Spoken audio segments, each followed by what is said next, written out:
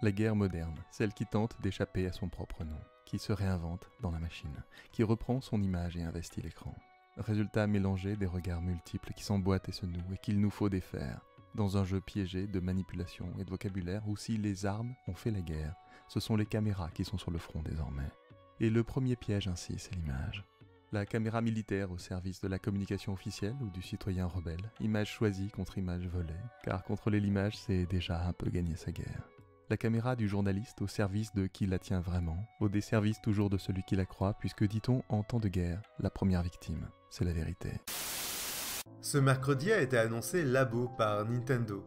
Même si ça reste un premier trailer et que beaucoup de choses restent floues, Labo semble proposer un ensemble d'objets en carton à monter soi-même pour les utiliser comme manette alternative, en forme de canne à pêche, de maison, de volant de voiture ou même un costume de robot. La plupart des objets de Labo intègrent un tiroir pour un ou plusieurs Joy-Con et la Switch comme écran tactile.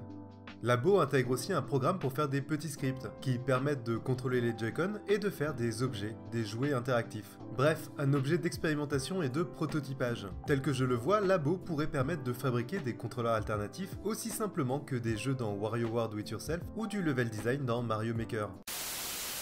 Contraindre les universitaires à débourser de l'argent pour lire le travail de leurs collègues, numériser des bibliothèques entières, mais ne permettre qu'aux gens de chez Google de les lire, fournir des articles scientifiques aux chercheurs des plus grandes universités des pays riches, mais pas aux enfants des pays du Sud. C'est scandaleux et inacceptable. Vous qui avez accès à ces ressources, étudiants, bibliothécaires, scientifiques, on vous a donné un privilège. Vous pouvez vous nourrir au banquet de la connaissance pendant que le reste du monde en est exclu. Mais vous n'êtes pas obligé, moralement vous n'en avez même pas le droit, de conserver ce privilège pour vous seul. Il est de votre devoir de le partager avec le monde.